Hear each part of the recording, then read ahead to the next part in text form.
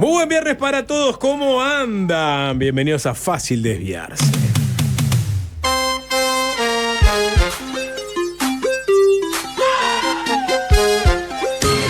Todo loco.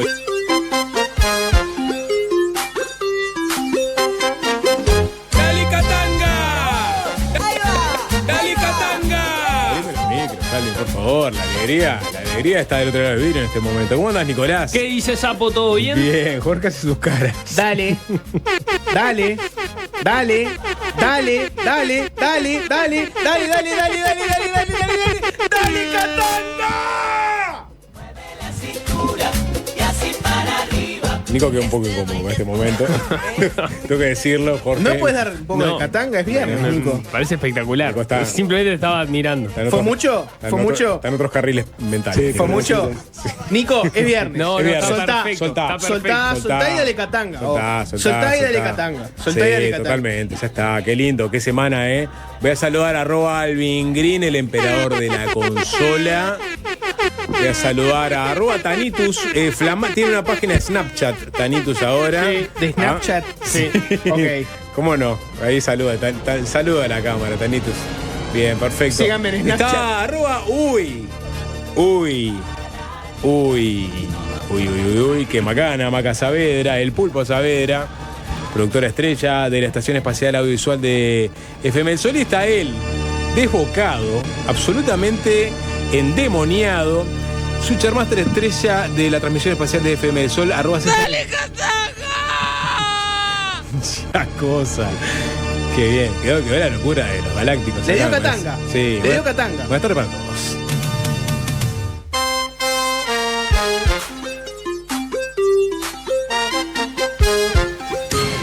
¿Por dónde arrancar, no?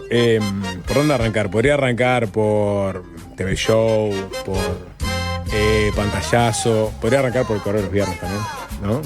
Y Sí. ver qué escribió Tantas cosas. Julio María Sanguinetti. Tantas ¿Eh? cosas, tantas cosas. Tantas cosas. Tantas cosas. No sé, ¿por dónde quiere arrancar? Yo la verdad que después de esta semana nos merecemos un Yo descanso pasaría mental. música, Sapo. Sí, pero viste que tuvimos una reunión Sí. digital ayer en donde básicamente tenemos que mirar muy bien la música que pasamos, sobre todo por el canal de YouTube. Se blanquea todo acá hoy. No fue ese el concepto igual, no fue ese el concepto igual. No. Estás tergiversando absolutamente. Nos prohibió la dirección pasar música. No, después No. el Sapo está tergiversando totalmente la conversación.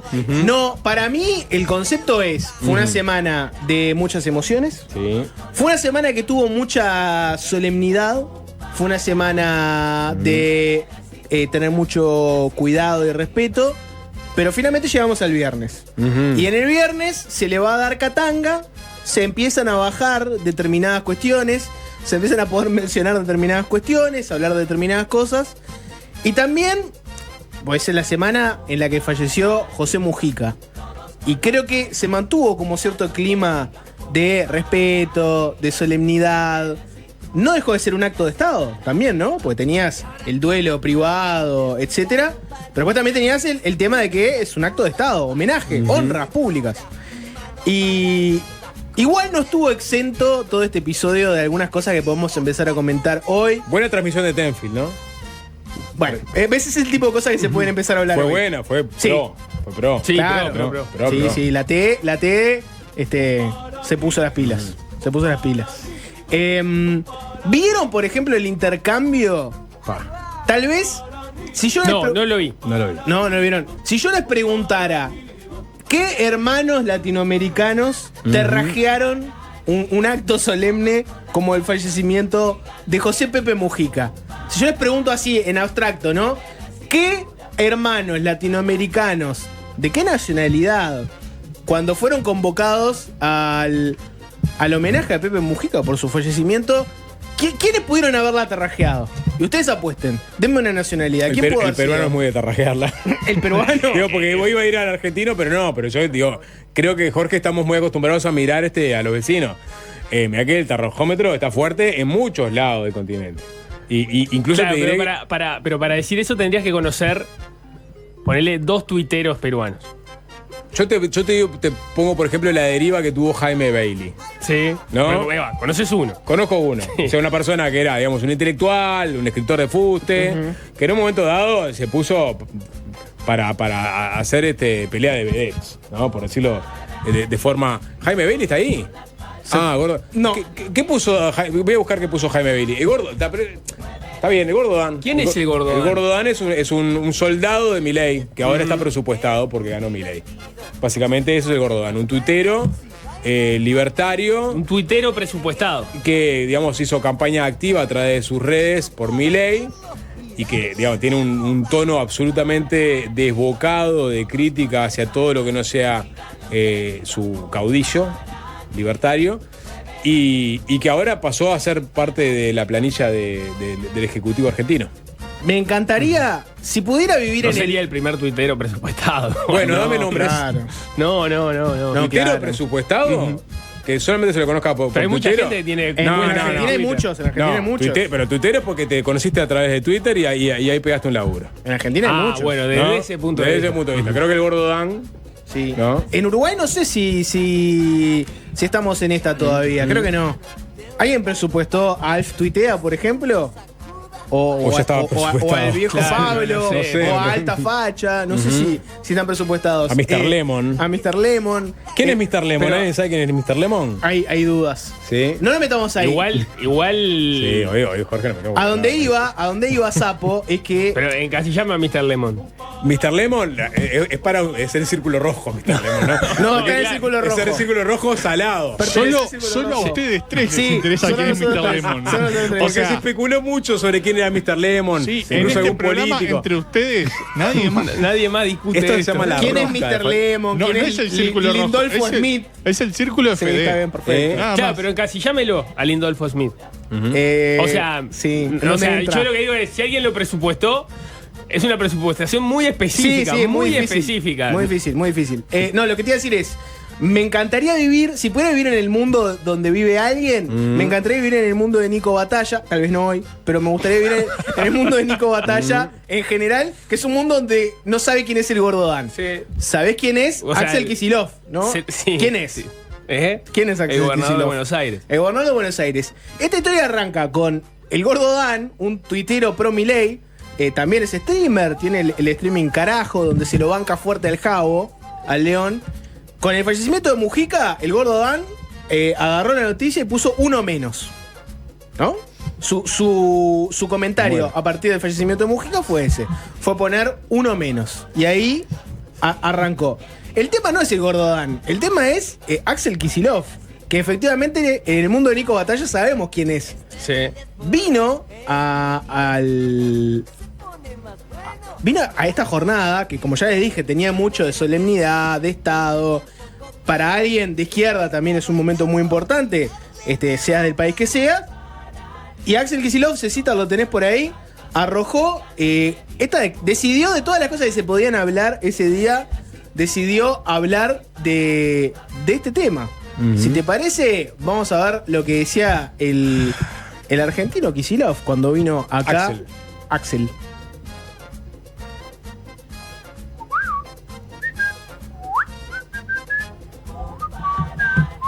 Para acá, para poder despedirlo a Pepe y acompañar al pueblo uruguayo, quiero decir también porque ustedes seguramente lo han visto, alguien que es prácticamente un vocero, parte del gobierno, es un tuitero, pero bueno, en los políticos del tipo de Milei no se distingue a veces qué lugar ocupan y bueno, muy influyente en el gobierno, ha echado ministros esta persona y le faltó el respeto a Mujica, lo deben haber visto, y bueno, yo vengo en mi nombre, en el del pueblo argentino y de la provincia de Buenos Aires, a pedir disculpas también. ¿Quién te le dio retweet a esa publicación? Le dio retweet, no sabía, recién estaba preguntándome si puede haber sido tan irrespetuoso también el presidente de la Argentina, así que yo la verdad que pido disculpas en nombre por lo menos de una porción, yo creo que enormemente mayoritaria de la Argentina, porque aún el que puede haber votado Milei o qué sé yo, no creo que le resulte interesante o le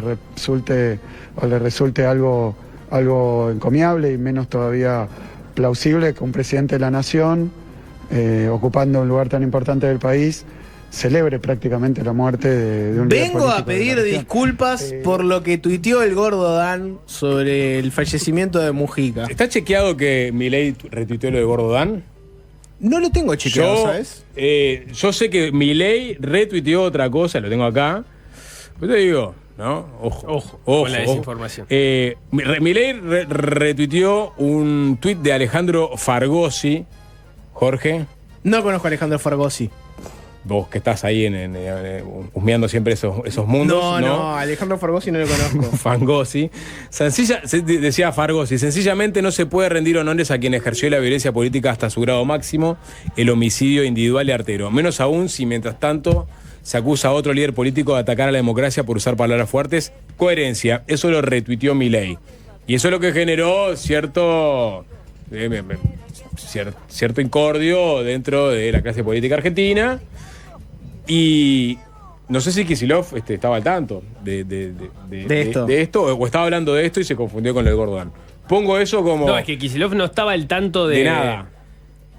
No, por lo menos pronto no de que, por lo que queda de manifiesto ahí, ¿no? Sí. No de si esta cuenta había sido retuitada por el presidente. Nuestros fact-checkers de la audiencia van a traernos la respuesta. A lo que voy es, no venís a pedir disculpas al pueblo uruguayo por lo que tuiteó el gordo Dan, que probablemente el 99,8% de los uruguayos, por suerte, lo desconocen. Venís a pegarle en el marco de que hay una elección, en el marco del juego político, venís a lo que es hacer el campaña. funeral de alguien que falleció, a hacer una campaña política. Está bien, es el objetivo era venir y hacer política con eso. La verdad que ese es un capítulo, ¿no? El otro se abrió hoy. O le podía decir ayer de tarde. Porque me quedé colgado con Jaime Bailey, ¿no? Jaime Bailey. ¿Cuál fue la expresión Me de quedé Jaime como Bailey loco. sobre Jaime Mujica? Bailey apoyó a Keiko Fujimori, defenestró a Ollanta Humala, era muy cercano a Vargas Llosa, obviamente, cuando se tiró la política. Sentido homenaje a Mujica, Jaime Bailey. Bueno, puede pasar. Por eso, hasta Jaime Bailey se emocionó con la muerte del expresidente. No hay que encasillar a las personas No, en lugares tan sencillos. Claramente. No sé, por decirte algo, Ignacio Álvarez hizo un homenaje muy sentido a Mujica también. ¿Por qué encasillar a las personas? No, por eso mismo. ¿no? Quisiera ver qué había puesto Bailey. El otro frente que se abrió fue Ignacio Álvarez hoy. lo votó a Mujica. Claro, sí. El otro frente se abrió hoy a medida que se empezó a analizar el tema de colonización. ¿Se acuerdan que una de las cosas que vimos fue que durante la procesión de Mujica estuvo Alejandro Pacha Sánchez, el secretario de Presidencia, que dio un breve discurso? En ese discurso, si les parece vamos a escuchar un fragmento. En ese discurso del Pacha Sánchez, él hizo, digamos, una de las últimas cosas que deja el gobierno de Mujica para él, ¿no? Que es como un legado de Mujica. Es el Instituto Nacional de Colonización. Escuchemos el fragmento del Pacha Sánchez hablando sobre ese tema y después nos metemos sobre el nuevo frente que se abrió ahora. Que no sé si decirle hoy, capaz que ya ayer de tarde ya se empezaba a abrir este frente. Esto es lo que decía Alejandro Pacha Sánchez.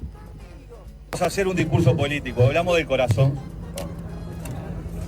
Lo cierto es que la siembra del viejo ahora se transformó en miles. Pepe, no te fuiste, ahora hay miles de Pepe Mujica. Gracias, viejo.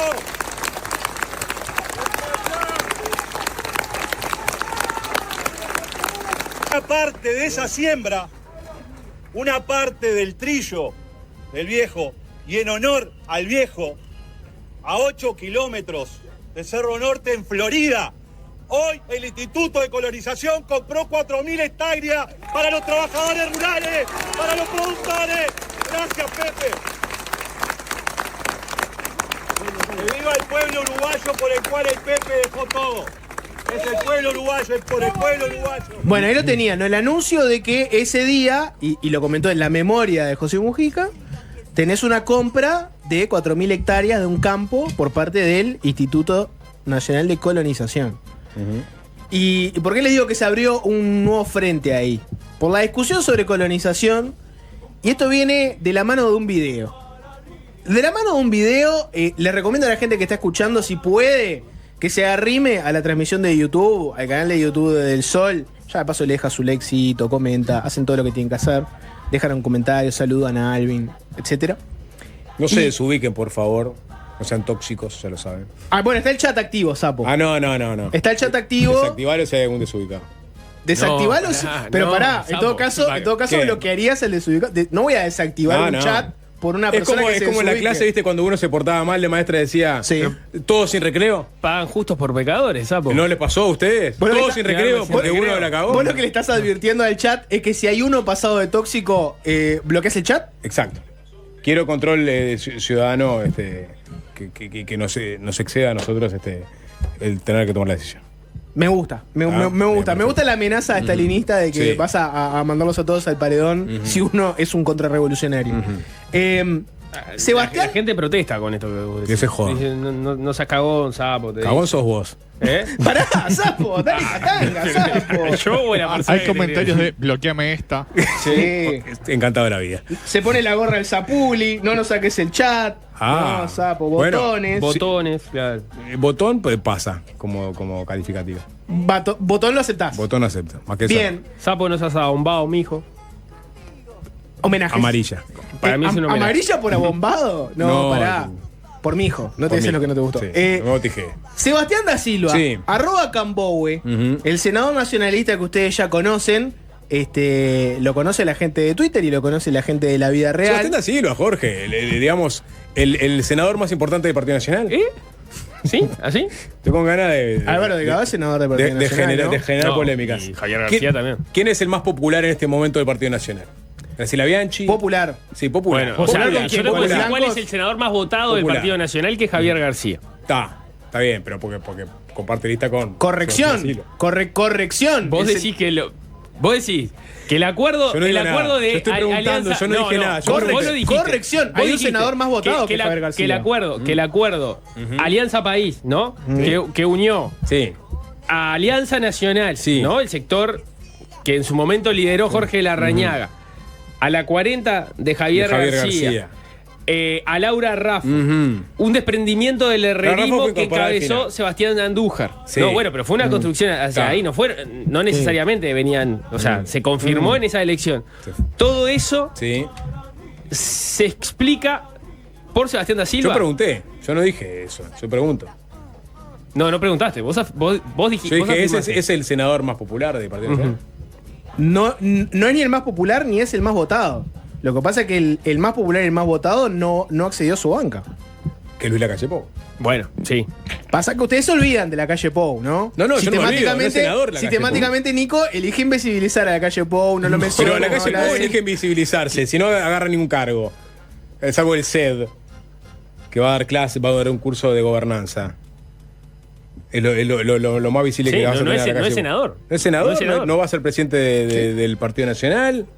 Pero fue el senador más votado. Ah, sí, el candidato. Bueno, al Senado. encabezaba todas las listas del Partido Nacional. En este momento Evidentemente fue el más votado. Evidentemente fue el senador más votado. Sí. En cualquiera de las listas iba a pasar. Sebastián da Silva está lentamente desarrollando una beta de TikToker.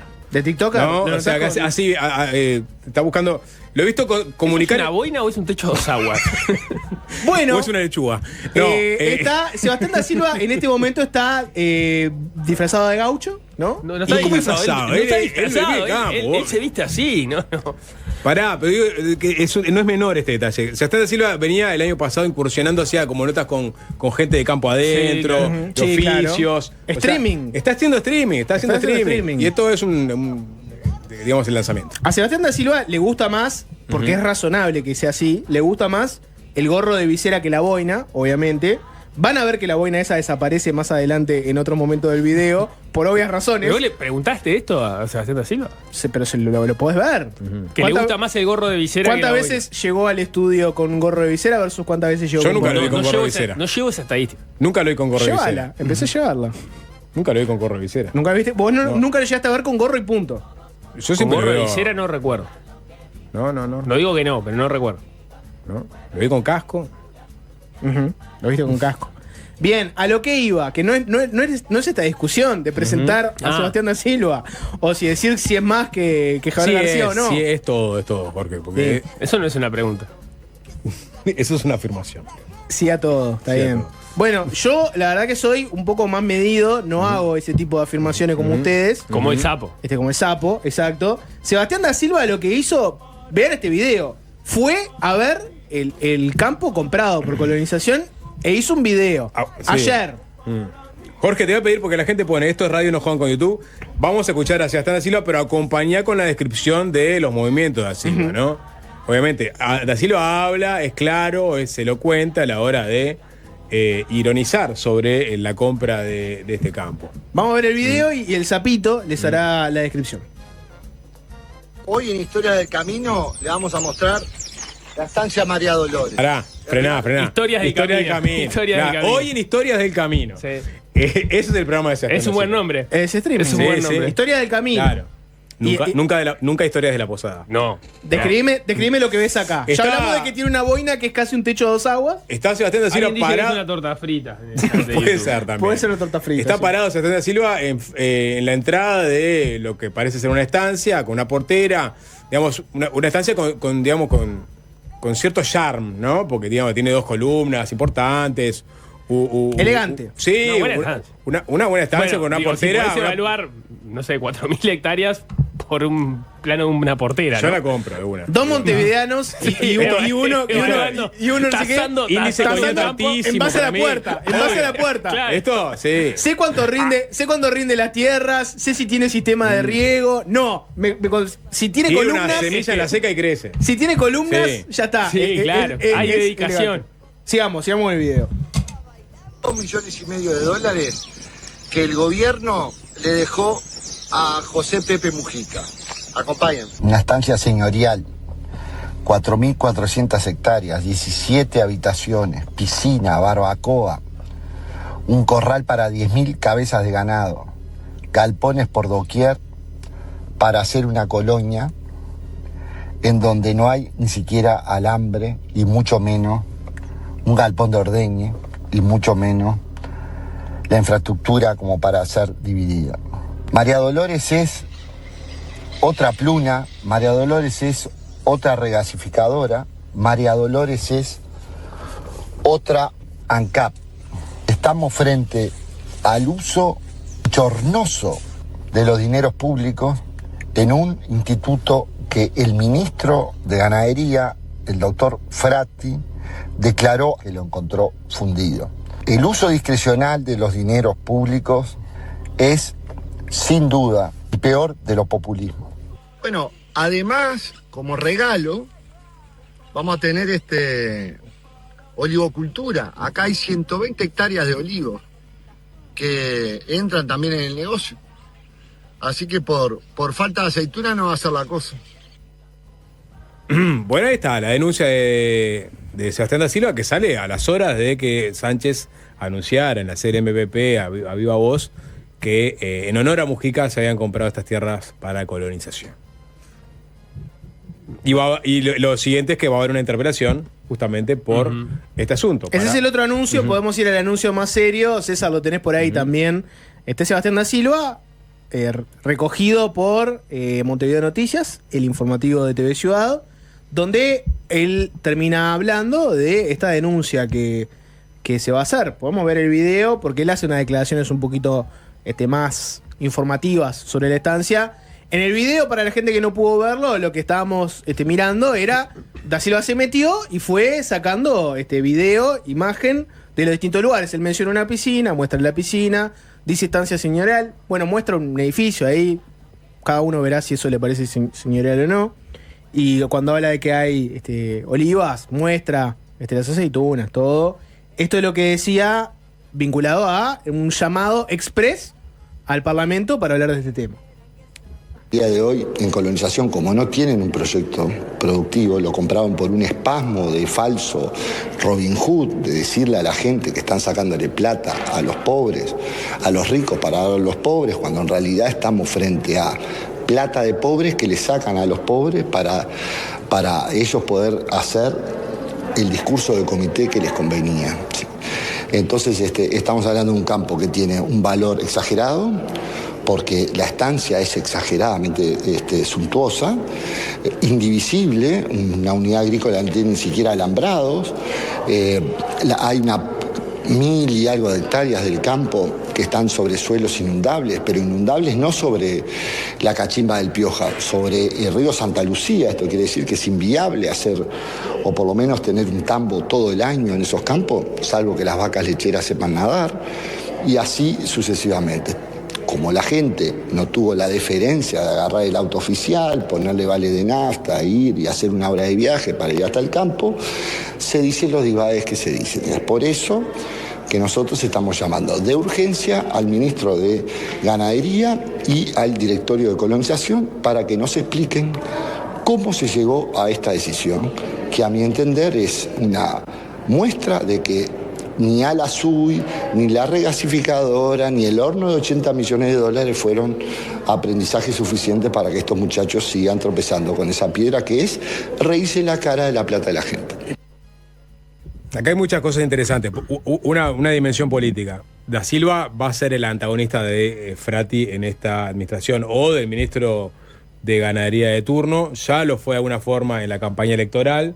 Si bien no pudo tener un debate formal, que es lo que pedía, él en todo momento quiso plantarse como el representante del agro de la coalición y confrontar con el Frente Amplio.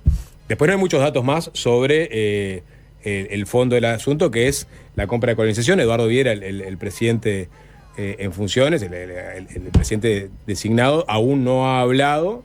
Seguramente comparezca con el propio Frati y seguramente tendremos alguna declaración de acá a poco.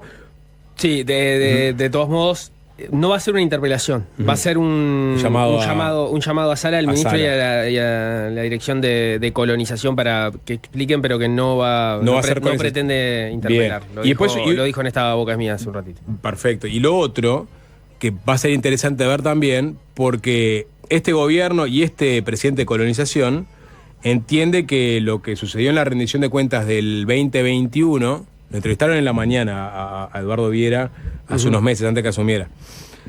Se recuerdan que se limitaron los recursos para la colonización en detrimento de fondos para erradicación de vivienda. ¿Se acuerdan de eso? O sea, se restringen los fondos para colonización, se compra menos tierra. Se conforma un fideicomiso a partir del cual se financiaba el avance del plan avanzar. Sí, el propio Frati llegó a decir a colonización lo desnudaron, y este gobierno entra con la idea de revitalizar colonización y eventualmente también darle más recursos. Eso es lo que me imagino.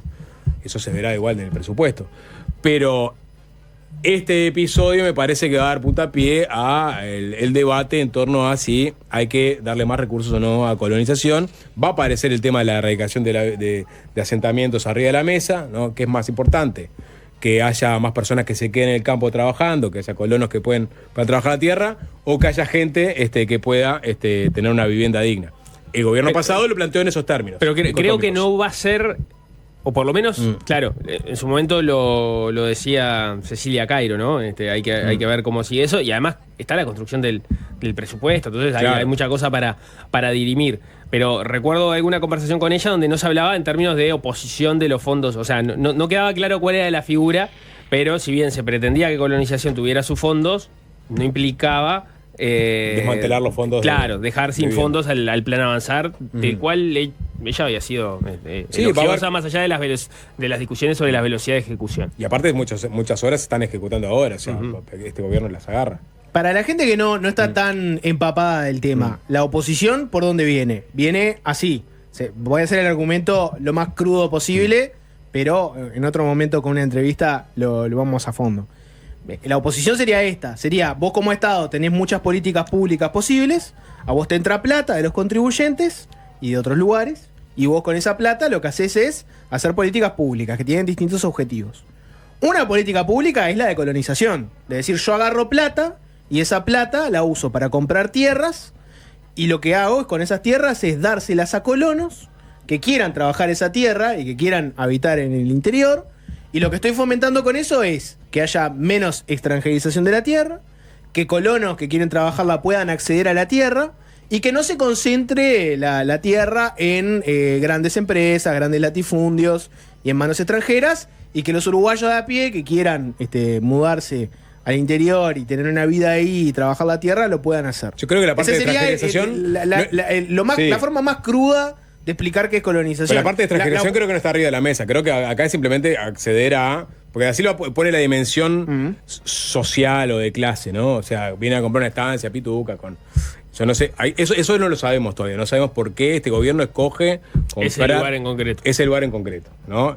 Lo cierto es que Brasil la mostró y es una estancia macha estancia con un casco divino, con una piscina, con todo lo que Lo que sabemos. pasa es que si lo pones en términos de pituco o no, yo no creo que ninguna propiedad de 4.000 hectáreas que compres en el país puede ser considerada una propiedad a la que acceda un obrero de clase media o un pequeño burgués. Si vos conseguiste una estancia que tiene 4.000 hectáreas, necesariamente, o sea, es como raro definir que como pituco una estancia de 4.000 pero así lo hectáreas. mostró ¿Cómo explícitamente la piscina, mostró el casco, tiene piscina. los lujos. De todas formas, si ¿Tiene estamos, piscina? No, creo que no es el eje de la discusión. Que tiene piscina y que tiene barbacoa, bueno, no sé. Sí, digo, no sé nada, pero me imagino que el valor no está dado necesariamente por esa construcción, es una porción mínima en relación a las otras 3.999 hectáreas que haya, ¿no? Bueno, la oposición es esta. La oposición es vos tenés una política pública que es gastar plata en esto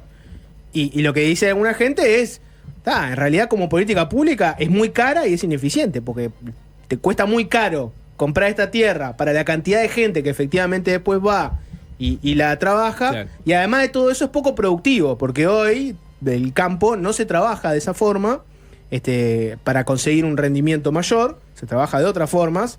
Entonces vos lo que terminás haciendo es financiando con mucha plata un modelo que es poco productivo y que además está dirigido a unas pocas personas, que son los colonos que efectivamente van ahí. Si vos agarraras esa misma plata y la invirtieras, por ejemplo, en la erradicación de asentamientos o en políticas para la primera infancia, vas a tener un rendimiento mejor. Porque la plata que vos gastás en que un colono pueda acceder a tierra, mudarse ahí y trabajarla, la plata que vos gastaste en eso es muchísima y el rendimiento es muy poco, porque ese colono no va a poder competir en producción con un gran emprendimiento agropecuario. La plata que vos invertís en que niños salgan de la pobreza y se puedan educar y en un futuro se vuelvan, no sé, estoy diciendo algo genérico, se vuelvan contribuyentes, que puedan sostener la seguridad social, desarrollarse, etcétera, te rinde más. Esa es la oposición. Después hay otras discusiones que tienen que ver con, los campos a los que accede colonización. ¿Son buenos? ¿Son malos?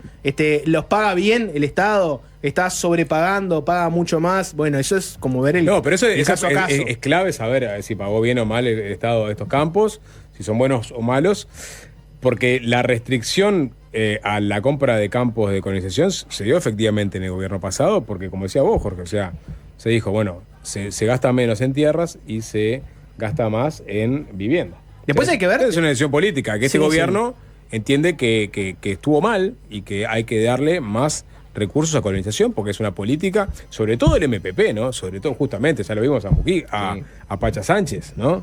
Sobre todo del MPP, que a su vez cuando entró Andrés Berterreche a colonización, cuando Mujica fue presidente, todos consensuaron que colonización estaba totalmente desordenada, no había seguimiento de nada, no había inversión alguna, o sea, el MPP tomó eso como bandera, pasó el gobierno del MPP, se fue desfinanciando lentamente colonización, vino el gobierno pasado, le quitó más recursos, este gobierno lo que hace es apostar de vuelta por colonización. También, ese va a ser el debate que vamos a tener. También, ahora vamos a escuchar otra voz, pero tampoco no lo plantearía como Frente Amplio versus los partidos tradicionales por colonización. Porque en los partidos tradicionales vos tenés visiones muy distintas de qué hacer con colonización, si está bueno. Cabildo Abierto, si por no, ejemplo, cómo cambiarlo. está a favor de que se le dé más recursos a colonización. Y dentro del Partido Nacional tenés casos que son sabidos por todo el mundo, dirigentes del Partido Nacional que fueron colonos, en situaciones absolutamente irregulares, donde, por ejemplo, no habitaban el campo en el que iban. Entonces era una política que tenía como objetivo que los pequeños productores pudieran acceder a tierras y vivir ahí y establecerse en el interior. Y vos lo que tenías era políticos nacionalistas que más que nada pasaban su tiempo en la capital haciendo política y tenían un campo de colonización al que accedían, les daba determinado rendimiento que veremos si les servía o no les servía, y después criticaban o defendían colonización. Se daba también eso. Vos lo que decías que cuando asumió el Frente Amplio decía que había cierto desorden, también tenía que ver con eso. Eso lo aceptaban blancos, colorados, frente amplistas, todo el mundo aceptaba.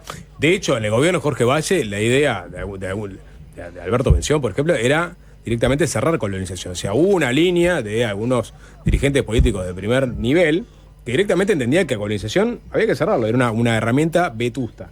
No fue el caso de la coalición, que la coalición la siguió. 80 años y que no estaba cumpliendo el objetivo por el cual se creó. Sí. Te iba a decir, Aníbal Pereira fue un dirigente de Frente Amplista que salió a hablar de este tema y defendió la compra de colonización. Si les parece, vamos a escuchar. Esto es una... esto lo recoge Telemundo. Vamos a verlo. El ministro está viajando hacia China en estas horas.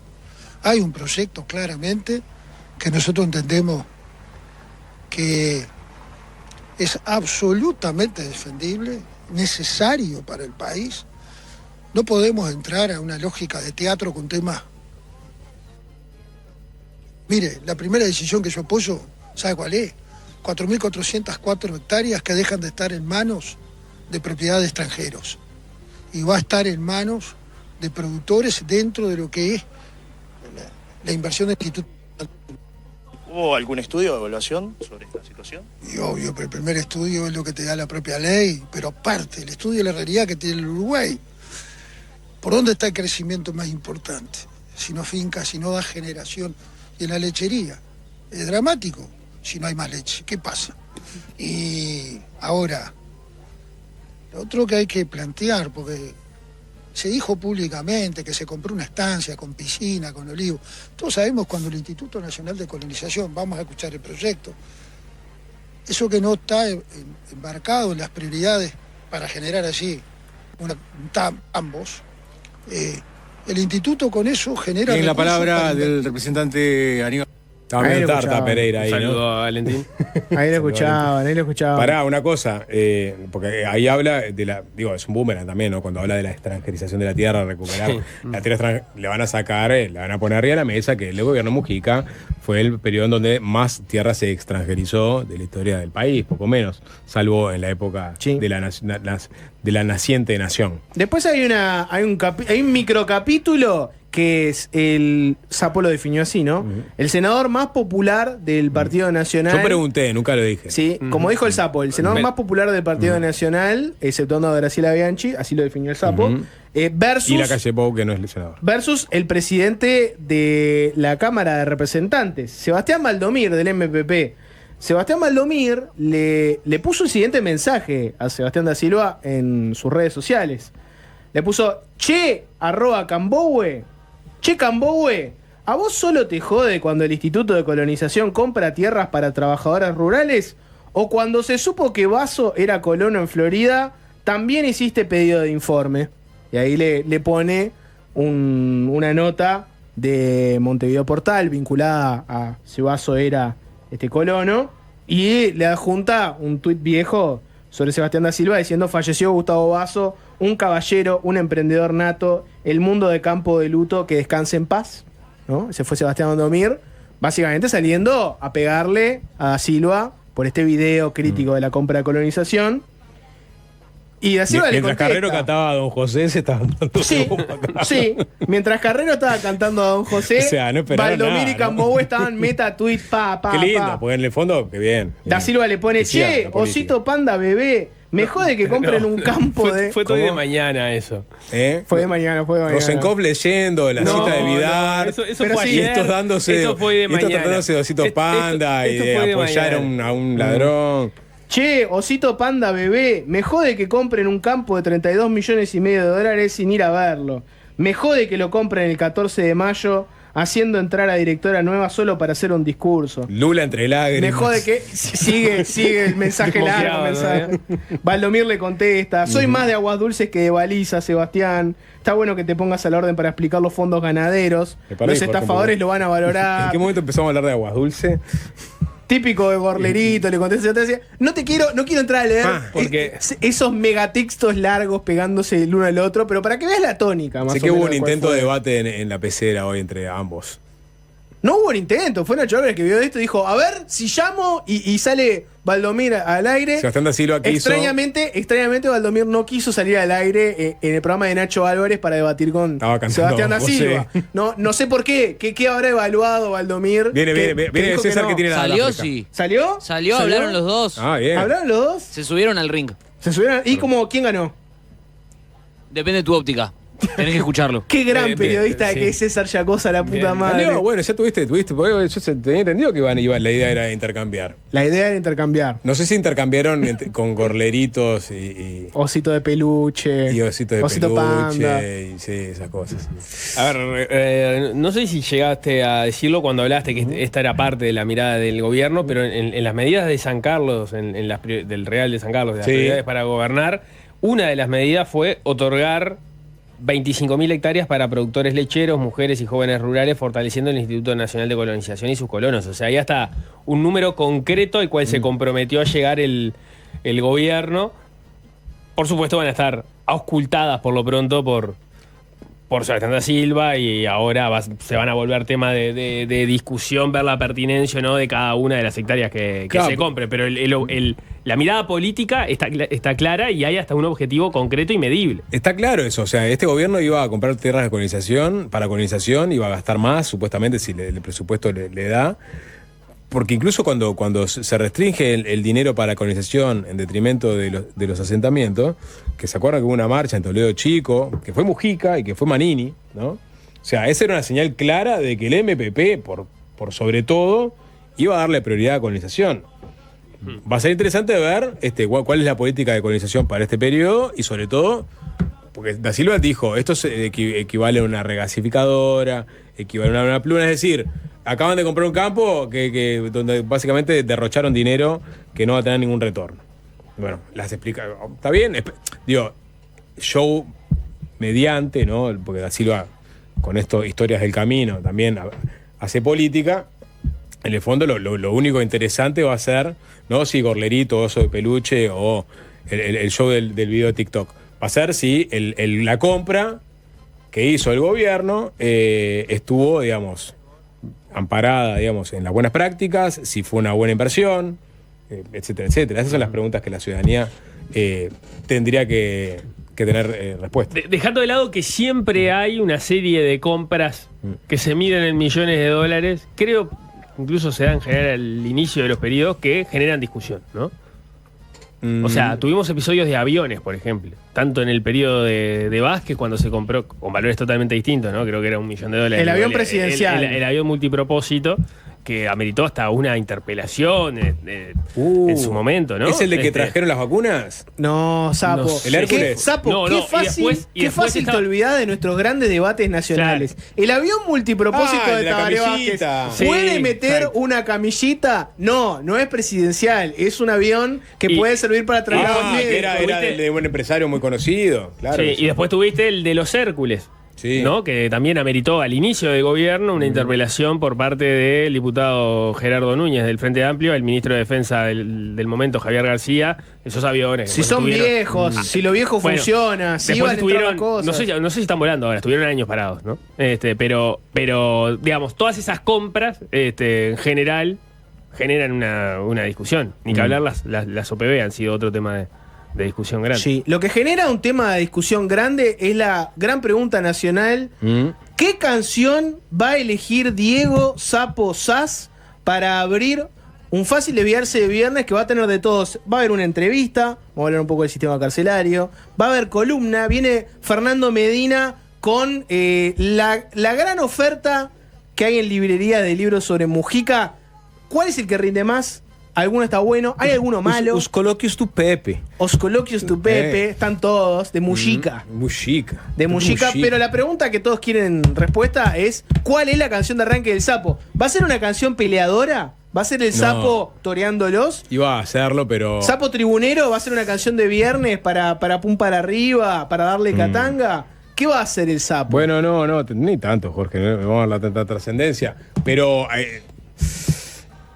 hay una nueva entrega de las entrevistas que hace Rick Beato, mi gurú del momento, gurú musical, es un músico, divulgador, una persona muy enfocada en todo el proceso de grabación de discos y canciones. Y en YouTube es una sensación. Y Rick Beato. Rick Beato. Y ahora ha conseguido que cualquier músico, por más encumbrado que sea, se siente frente a él, agarre una viola, la batería y le cuente la historia de su banda, de su vida, y que le desgrane, le destripe, como hacía Alvin Green, las canciones que compusieron. ¿Rick Beato es un destripador de canciones? Es un destripador de canciones, claramente. Le sacó el pique a Alvin, claro. ¿Y a quién sentó en dos sillitas con muchos instrumentos alrededor? ¿A quién sentó A Rick Jeff Beato? Ament y Mike McReady, bajista y guitarrista de Pearl Jam. Una obra que ya la empecé a ver hoy, espectacular, porque no solamente hablan de las canciones, de cómo compusieron Jeremy y de ahí para adelante, sino que cuentan al detalle la historia de la banda. Se los recomiendo a todos los que sean amantes de Pearl Jam. Me enteré incluso de un supergrupo que existió en su momento que incluía a Jimmy Page, que si nos da el tiempo lo pasaremos más adelante. Pero vamos a escuchar a Pearl Jam desde el Backspacer. ¿Lo tenés ahí, Alvin? ¿Sí? Haciendo uno de sus épicos temas, Unthought Unknown. Mirá qué cambio de ritmo. Esta es la cortina de 5 sentidos. Exactamente. El programa, el nuevo periodístico matutino de Canal 5. El Desayunos Informales del 5. No. Tema del primer disco Matutino de del Santulo. 5. Tema del primer disco de Santulo con su hija, rapeando. Sí, hoy me encuentro con esta nota en el diario El Observador que se titula La debacle del Partido Colorado de Montevideo obliga a Mario Vergara a negociar con los blancos para realizar grandes obras. Debacle. Debacle. Duro. Debacle. Diego Cayota y Ramiro Pizabarro, dos altos periodistas. Arrancan la nota así. Te leo un textual. Sí. Los resultados de las elecciones departamentales del pasado domingo dejaron buenas y malas noticias para el Partido Colorado. Logró retener la intendencia de Rivera, tuvo un buen desempeño en Canelones, 3 ediles y 3 alcaldías, pero quedó en cuarto lugar detrás de Cabildo Abierto en Artigas y no logró cumplir con la expectativa en otros departamentos como Soriano. Hasta ahí cuenta las cosas buenas y algunas que son mezcladas. Después dice la nota: la peor noticia para los colorados vino en la capital. La candidatura de Virginia Cáceres, dentro del lema Coalición Republicana, recibió apenas 39.482 adhesiones, lo que se tradujo en que tiene un solo edil en la Junta Departamental y es una caída del 57% respecto a 2020. O sea, por esto habla de debacle la nota, Sapo, porque el Partido Colorado, o sea, cayó 57% en 5 años en Montevideo y pasó a tener un único edil. La nota dice: este resultado, además de que no ayudó al candidato blanco Martín Lema para recortar la distancia con el Frente Amplio, puede ser también una mala noticia para el intendente electo Mario Vergara. Hace no tanto tiempo el Partido Colorado tenía en vilo al gobierno de Montevideo hasta torre ejecutiva. En 2022, con los blancos de punta, los 4 ediles colorados tenían la llave para dar a la entonces intendenta Carolina Cose la mayoría necesaria para aprobar un préstamo del BID para limpieza y saneamiento. Un tema en el que además la Intendencia de Montevideo tenía punto de contacto con el entonces ministro de Ambiente Adrián Peña, referente del Partido Colorado. Con el pedido expreso de Peña, los 2 ediles de su sector levantaron la mano y dejaron al Frente Amplio, que precisaba de 3 votos, con la expectativa hasta el último momento. Los otros 2 ediles que respondían al sector de Julio María Sanguinetti no acompañaron. Ahora ya no tendrán la chance de ser la llave negociadora. Vergara no tendrá otra opción que negociar con los ediles blancos para lograr mayorías especiales. Esta nota plantea eso, ¿no? Estuvo Vergara en 5 sentidos y le preguntamos sobre esto, sobre si se le achicaban. Pues está manejando obviamente la posibilidad de herramienta de fideicomiso o alguna otra herramienta para encarar sobre todo el tema de limpieza, ¿no? Y para eso van a buscar herramientas para hacerse de fondos. Y Vergara lo que dijo básicamente es: nosotros estamos abiertos a negociar y en un tema en donde supuestamente hay consensos, creemos que vamos a encontrar los votos. O sea, en campaña todos hicieron énfasis en que había que mejorar la limpieza en Montevideo. Nosotros eventualmente saldremos a pedir votos para la limpieza. Le decíamos, es muy fácil desarmar ese argumento simplemente diciendo no nos parece que esa es la forma. Y ahí no le hacemos. Claro, encontrando objeciones sobre el proyecto concreto. Exactamente. Como pasó en el periodo de cosas. Sí. Federico Paganini. ¿Saben quién es? ¿No? ¿No? No. Jorge. Federico Paganini. Hoy me enteré quién era. Ah, bien. El edil colorado. El único edil colorado en la Junta Departamental de Montevideo que ni siquiera va a ser el hombre con la llave para negociar, porque a Vergara no le daría con ese único voto. Igual déjame decirle, no es un escenario tan novedoso. En 2015-2020, el periodo de que Daniel Martínez fue intendente, que fue la primera comparecencia del Partido de la Concertación, aquella comparecencia en la que tuvo a Novik como candidato, Álvaro Garcés y Ricardo Rachetti, si no me equivoco, hubo 4 ediles del Partido Nacional. El resto eran del Partido de la Concertación, o sea, que tenía más, creo que eran 9. Y el Partido Colorado no tuvo ediles. Claro, Rachetti votó muy mal. Rachetti votó muy mal. Claro, vos podías decir, en realidad algunos de los ediles de Novik eran colorados, y sí, es verdad, pero, digamos, el candidato colorado no obtuvo ediles. Hoy la debacle es esta, en aquel momento la debacle era, miren que Novik se va a comer al Partido Colorado y capaz que termina no existiendo. Ahí, digamos, a Bordaberry se le pidió en su momento que se tirara, o sea, que se tirara como candidato. Bordaberry no había participado de las internas, podía perfectamente ser el candidato de los Colorados por Montevideo, sabiendo que quizás no ganaba, pero iba a arrimarle votos al partido. No quiso Bordaberry. Eso seguramente generó resquemores, ¿no?, en la interna del Partido Colorado. Paganini es de Unir para Crecer, es del sector de Ojeda. Ojeda tiene un edil en Montevideo. Es ojedista. Es ojedista. No salió Legaspi, el que estaba en el gimnasio con Andrés Ojeda como candidato del CH. Mira, Nico. Tampoco salió. No sé quién es Legaspi, pero estaba pensando, pero Legaspi no era candidato de edil, no, por lo no. menos en la alcalde. publicidad que vimos era candidato. No salió Bauti tampoco. O sea, es un mal momento para el Partido Colorado en la capital. Me gusta la idea de escuchar el análisis del Sapo Sass sobre el momento que vive ahora el Partido Colorado, pero antes de eso estuvo el propio Andrés Ojeda, el secretario general del partido, en 5 sentidos. El nuevo matutino de Canal 5, que bueno, está dando mucho para hablar. Hoy le levantaron varias notas. El Observador, por ejemplo, recoge estas declaraciones como la de Vergara. No encontré hoy en los medios, por lo menos en los portales, no encontré que hayan levantado ninguna nota de desayunos. Algunos hablan de que está perdiendo pie ante 5 sentidos. No quiero dar manija. Estás descansando, Nico. No quiero dar manija. Otros dicen que sí, hay notas de desayuno. Otros dicen que hay muchas, demasiadas. en los y que portales. se le quiere bajar el perfil. Bueno, vamos a escuchar lo que fue, con pregunta de Diego Sapo Sass, las declaraciones de Andrés Ojeda en 5 sentidos. Primero, esto es caso a caso, departamento a departamento, ¿no? Porque esto es muy heterogéneo. Yo creo que nosotros asumimos la conducción de esto, te diría realmente febrero, marzo de este año. O sea que esta fue un poco lo primero que en pocos meses hubo que armar, y creo que dentro de lo que se podía hacer, esto caminó relativamente razonable. Vos fíjate que venimos arrastrando esta cuestión de que no logramos concretar, a pesar de que hubiésemos querido, la coalición republicana en todos los departamentos del país. Solo la concretamos en 3. Eso no fue algo que charlamos nosotros, eso ya vino del periodo pasado en esos términos. Eso nos puso en un brete complicado de que muchos compañeros terminaron tentados a hacer coaliciones de hecho bajo el lema Partido Nacional. Un tema que ocurre hace 25 años, que tampoco es nuevo, ni íbamos a arreglar nosotros en 3 meses. Y vamos a tener que surfar una realidad. Yo soy muy pragmático en estas cosas, ¿viste? Entonces, bueno, tenemos este tiempo, esta situación, hagamos esto. ¿Qué logramos? Candidatos en todos los departamentos del país, algunos con mejor performance, otros con no tan buena, pero lo que sí es real, en todos lados colorados. Y también logramos conversar, sobre todo, yo lo he hecho lo más posible, con quienes fueron a marcar con el Partido Nacional, decirle, señores, termina esto y lo que obtengan, vuelven y eso que tienen ahora es Colorado.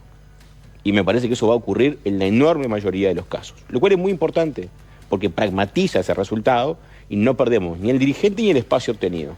Porque el día de mañana ese edil será un edil de la bancada del Partido Colorado, aunque haya sido electo por otro lema. O sea, si el discurso de coalición de hecho opera de esta manera también. Lo que sí quedó claro, y creo que la conclusión más contundente de esta elección, es la necesidad de la coalición republicana en los 19 departamentos del país. Y te lo prueba. Den la prueba del 9. ¿Coalición o muerte? Coalición o muerte. Bueno, después hablamos más sobre la coalición. Pero no va a haber análisis de Partido Colorado porque tenemos que hacer la tanda, Jorge. ¿Quién viene y hoy? meternos de derecho en la entrevista. Vamos a estar conversando con Ana Juanche y Ana Viña, 2 nombres importantes en lo que refiere a las políticas del gobierno en el sistema penitenciario. Ana Juanche es la directora del INR. Ana Viña es académica, doctora en sociología, fue quien trabajó y escribió el libro blanco para una reforma del sistema penitenciario sobre el final del gobierno anterior y ahora es asesora del ministro del Interior, Carlos Negro, en estos asuntos. Con las dos juntas vamos a estar conversando después de la tanda. La situación del sistema carcelario es uno de los temas más urgentes y complejos que tiene por delante el gobierno de Yamandú Orsi. Allí hay problemas históricos por resolver: la alta tasa de prisionización, el hacinamiento, la violencia, los altos niveles de reincidencia, la necesidad de una rehabilitación efectiva. ¿Y qué planes tiene el gobierno entrante para transformar entonces las cárceles? ¿Cómo se puede equilibrar la situación de la seguridad, la de los derechos humanos, la de la reinserción social, en un sistema que muchos consideran desbordado? Para conversar sobre esto recibimos a dos expertas con trayectorias destacadas en el ámbito penitenciario y nuevos roles clave en el gobierno de Yamandú Orsi. Por un lado, Ana Juanche, que es doctora en estudios latinoamericanos de la Universidad de la República, magíster en Derechos Humanos, exdirectora del Instituto Nacional de Rehabilitación y actual directora del Instituto Nacional de Rehabilitación. Está regresando. Por el otro, Ana Viña, socióloga, docente e investigadora de la Facultad de Ciencias Sociales de la Universidad de la República, especialista en sistemas penitenciarios, es magíster y doctora en sociología por la universidad. Recientemente lideró una consultoría para el Ministerio del Interior financiada por el BID que propone medidas a corto, mediano y largo plazo para reformar el sistema carcelario, y actualmente asesora al nuevo ministro del Interior, Carlos Negro, en estos temas. A las dos, bienvenidas. ¿Cómo están? Muchas gracias. Buenas tardes. Gracias por estar acá, gracias además por venir juntas. Es interesante poder combinar, digamos, los roles que cada una tiene en este nuevo momento que se abre con el gobierno. Capaz que empecemos por ahí describiendo un poco, bueno, las tareas a las que está abocada cada una, es el rol que implica cada una. Empezamos contigo, Ana Juanche. Bueno, con mucho gusto. Mi rol es el de dirigir todo el sistema penitenciario nacional. El sistema penitenciario tiene dos subsistemas: el que tiene que ver con las prisiones, con todas las unidades en que las personas están privadas de libertad, y el sistema de medidas alternativas a la prisión. En ese sentido, bueno, me toca gestionar y liderar los equipos de trabajo que tienen que ver con justamente poner la cotidianeidad en cada una de las unidades penitenciarias, que son 26 en todo el país, 16.500 personas privadas de libertad, y luego el sistema de medidas alternativas, que debe supervisar aproximadamente 9.000 medidas, aunque el sistema de medidas alternativas tiene una dirección autónoma, la Dirección Nacional de Medidas Alternativas, que depende también directamente del ministro. Ya habías tenido un pasaje por ahí, pero ¿te encontraste un INR muy distinto al que habías salido? En algunos aspectos sí, en algunos aspectos no. Me encontré con un sistema mucho más voluminoso. Creció respecto de la administración en que yo salí, aproximadamente 5.500 personas.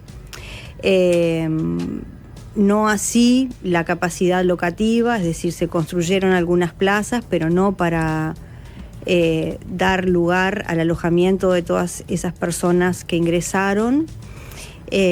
También encontré cosas que se hicieron. Creo que entre las más importantes, el centro de salud del complejo carcelario Santiago Vázquez, que es un centro muy moderno, de alta tecnología, que soluciona muchas de las intervenciones en materia sanitaria que demanda el sistema penitenciario.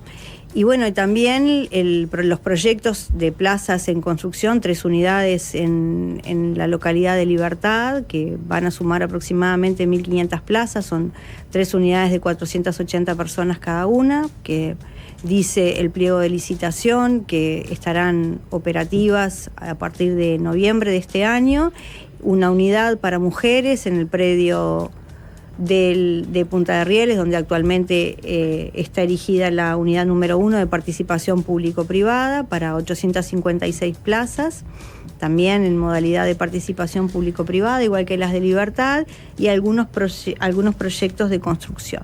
Bien. También una nueva cárcel en Artigas, me estaba olvidando de eso. Ahora vamos a volver seguramente a los temas de infraestructura y hacinamiento. Ana Viña, vos venías de la academia, habías participado de habías redactado el libro blanco en el final de gobierno anterior. Ahora te sumás como asesora de Carlos Negros en estos temas. ¿Qué implica concretamente ese rol? Bueno, sí, efectivamente yo vengo de la academia, con esa formación, esas dinámicas de trabajo, y bueno, me inserto al equipo del ministerio, al equipo de asesores, intentando justamente fortalecer el vínculo entre lo que es la gestión del sistema penitenciario y la planificación más estratégica y el vínculo con las otras políticas de seguridad que lleva adelante el Ministerio del Interior, ¿no? Entonces, estoy por el momento acompañando bastante de cerca a la gestión de Ana Juanche y también de Patricia Peralta, que es la directora de la Dirección Nacional de Medidas Alternativas, empapándonos en lo que es la situación actual del sistema, los principales desafíos, en la elaboración también y el diseño de algunas medidas para el corto plazo, pero intentando que la dinámica y las urgencias de la cotidianeidad del sistema no dejen en un segundo plano o relegadas las necesidades en términos más estratégicos de transformación más de fondo. Entonces ahí, intentando articular esos dos tiempos, me encuentro trabajando. Juanche, al inicio de la administración pasada, tanto Santiago González, que estaba en convivencia, como Luis Mendoza, que estaba al frente del INR, hicieron una presentación pública de las condiciones de hacinamiento en las que vivían muchos los reclusos del país. Un recorrido, registrando visualmente, lo presentaron a la prensa, con la idea de decir, bueno, en estas condiciones recibimos las cárceles en Uruguay. Pasados los 5 años, ¿qué evaluación hacen de la anterior administración? Bueno, si nos vamos a centrar en el eje del hacinamiento, claramente no fue un logro o un resultado conseguido. Yo les conté sobre los proyectos nuevos de creación de plazas, que si sumamos todas son 2.500, pero como les contaba, ingresaron 5.500 personas, ¿no? Entonces ahí tenemos un déficit de 3.000 plazas. Como ustedes saben, también producto de las transformaciones en la política criminal, la población penitenciaria creció sostenidamente.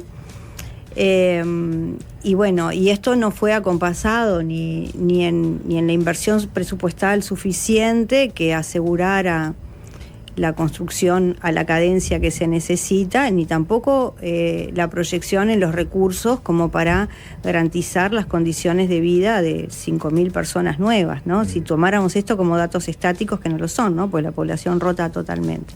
Pero en términos absolutos, si sumamos y restamos, la situación es así. El presupuesto no creció, tenemos 5.500 personas más, básicamente con la misma cantidad de recursos. Ahí aparecen camas de concreto, baños absolutamente insalubres. Bueno, hoy tenemos personas en los mismos baños insalubres, las mismas camas de concreto, un montón de gente durmiendo en el piso.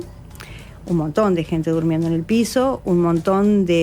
Sigue habiendo gente durmiendo en el piso, que fue uno de los puntos donde se le había, desarrollado mucho en aquel momento. Sí, aquello de los 1.800 cupos. La verdad es que nosotros no hemos completado el relevamiento de la cantidad de personas durmiendo en el piso, pero sí también una de las estrategias para paliar el déficit de espacio fue construir camas unas arriba de las otras, ¿no? Entonces, no todas en las mismas condiciones, sino las propias personas en forma muy artesanal hacen como torretas de camas, ¿no? Cuatrichetas, entonces tenés personas durmiendo casi con el techo sobre la cabeza.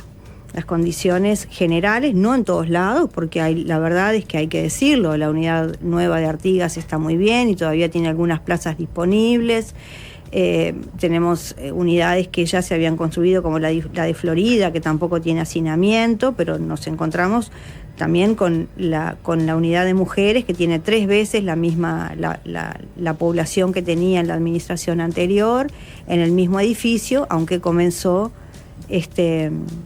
la edificación de esta nueva unidad, que ya va a quedar chica porque va a tener 856 plazas, y esa es la cantidad de mujeres que hoy tiene la unidad número 5, y la población crece. Para arrancar a mirar, por un lado, empecemos por el final. ¿Qué objetivos se pueden trazar, medibles o relativamente concretos, sobre el final del periodo con lo que tienen que hacer? Bueno, ahí la idea es trabajar en distintas dimensiones, ¿no?